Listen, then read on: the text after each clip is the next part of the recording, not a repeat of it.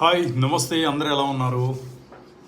ఇందాక just videos scroll చేస్తూ ఉంటే మాధురి టెక్ వరల్డ్ అని ఒక యూట్యూబ్ ఛానల్, ఆ మేడం చాలా బాగా చెప్తుంది వీడియోస్ కూడా.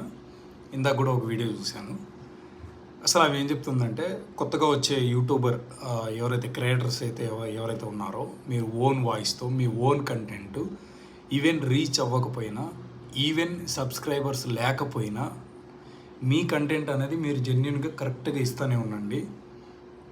ఈ బ్యాక్గ్రౌండ్ మ్యూజిక్లు కావచ్చు, వేరే వాళ్ళ వీడియోలు కంటెంట్లు చేసుకోవచ్చు, ఏఐ వీడియోలు కావచ్చు, ఇవన్నీ వేస్తే ఎండ్ ఆఫ్ ద డే ఏదో ఒక రోజైనా ప్రాబ్లం వస్తుంది. ఎందుకంటే ఇప్పుడు ఆమె చెప్పింది కూడా కరెక్టే. ప్రజెంటు యూట్యూబ్ అనేది ప్రతి ఒక్కరు చేస్తున్నారు. కొన్ని కోట్ల ఛానల్స్ ఉన్నాయి, యూట్యూబ్ ఛానల్స్ ఇప్పుడు లక్షలు కాదు కోట్లు ఉన్నాయి, అంటే వరల్డ్ మొత్తం చూసుకుంటే.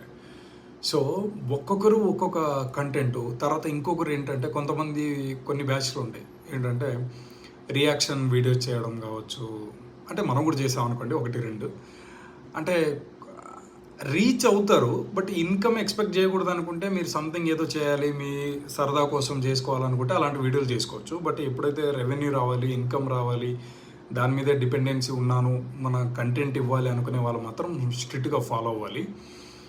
అలాగే కొంతమంది ఏ వీడియోలు కూడా చేస్తూ ఉన్నారు ఒరిజినల్ కంటెంట్ లేకుండా, దానికి వాయిస్ ఓవర్ ఇవ్వడము, లేకపోతే ఇంకా కొంతమంది గ్రీన్ స్క్రీన్ అని చెప్పేసి మెయిన్ వీడియో ఒకటి ఉంటుంది, అసలు ఏది ఒరిజినల్ ఏది డూప్లికేట్ అనేది అర్థం కాదు.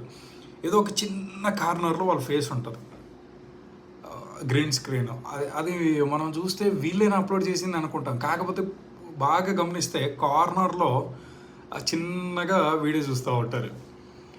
చాలా బాగుంటుంది.